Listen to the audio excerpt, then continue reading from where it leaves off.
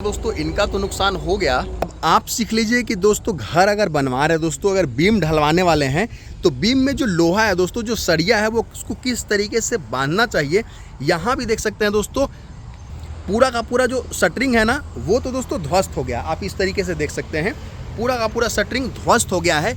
लेकिन दोस्तों मैं आपको बता दूं, इस काम को फिर से करना होगा, ठीक है। हर जगह आप देखेंगे कि शटरिंग इस तरीके से धंस चुका है, ठीक है। लेकिन आपको मैं बता दूं, इसमें सरिया बांधा गया ना, उसको बांधने का सही तरीका क्या होना चाहिए ताकि दोबारा फिर से आपका नुकसान ना हो जाए। जैसे कि दोस्तों बीम के केस में आप देख सकते हैं, ठीक है। यहाँ पे देखेंगे दोस्तों, हमेशा जो भी एक्स्ट्रा सरिया रहेगा दोस्तों, जैसे ऊपर में आपने 2 सरिया दिया हुआ, ठीक है।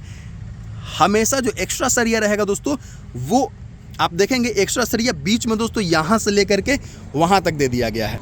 जो दोस्तों आप देखेंगे कि ये जो रिंग है ना, आप देखेंगे दोस्तों जॉइंट बिल्कुल जो है वो नीचे में दिया गया है, ठीक है। यहाँ देखिए, यहाँ नीचे दिया गया है, ये नीचे दिया गया है, ठीक है। आप देखेंगे दोस्तों यहाँ भी नीचे दिया गया है। ये सरासर गलत है, 100% गलत है। एग्जाम्पल के लिए दोस्तों ये मान लीजिए आपका बीम है, ठीक है। इस पर अगर दोस्तों ऊपर से इस तरीके से लोड पड़ेगा ना, आप देखेंगे इस तरीके से इस पर लोड पड़ेगा ना, तो इस तरीके से दोस्तों ये वाला पार्ट फैलने की कोशिश करेगा, ठीक है। मतलब टूटने का चांसेस यहाँ सबसे ज़्यादा है। यहाँ पे थोड़ा सा टूटने के चांसेस जो है वो कम है, चूँकि ये फैल नहीं रहा है, ये बिल्कुल सिकुड़ रहा है, ये फैल रहा है, ठीक है। यहाँ पे टूटने का ज़्यादा चांस है। इसीलिए दोस्तों इस तरीके से अगर बीम है ना, बीम इस तरीके से है, तो ये जब भी फेल करेगा ना दोस्तों, तो निचला पार्ट को मजबूत होना चाहिए। इसलिए दोस्तों आपको कुछ भी समझ में नहीं आ रहा है क्या करना है, जो एक्स्ट्रा वाला सरिया है ना, जो एक्स्ट्रा वाला सरिया उसको क्या करें कि इस वाले कॉलम से इस वाले कॉलम को 3 पार्ट में आप बांट ले, ठीक है। नीचे में दोस्तों ये बीच वाला जो सरिया है इसको नीचे में एक्स्ट्रा बार दे दे, और यहाँ पे दोस्तों आप ऊपर में सरिया दे सकते हो। क्योंकि इस तरीके से जब हो रहा है ना, तो यहाँ पे भी टेंशन आ रहा है।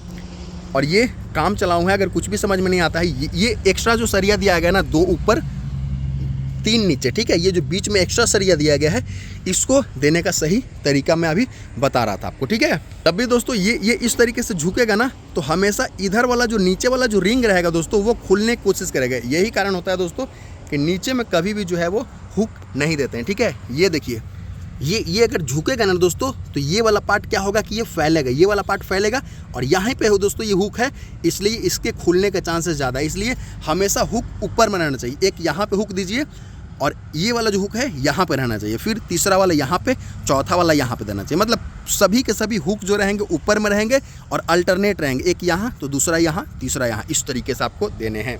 फिर से दोहरा रहा हूँ दोस्तों, लूज मिट्टी पे कभी भी आपको बीम ढलवाने की कोशिश नहीं करनी चाहिए। अगेन दोस्तों ये जो सरिया है ना, जिससे रिंग आपने बनवाया है, ये 8 mm से कम बिल्कुल भी नहीं होना चाहिए। लोग 6 mm का इस्तेमाल करवाते हैं, ये वाला 12 mm 16 mm का दिलवा देंगे, लेकिन इस पर ध्यान नहीं जाता है दोस्तों। और यहीं पर दिक्कत होती है कि 6 mm का आपके घर में लग जाता है। तो ये सब चीज़ें दिक्कत करने वाली होती है, और इन सब से आपको बचना चाहिए। फिर मिलते हैं दोस्तों, इजाज़त दीजिए, नमस्कार, धन्यवाद।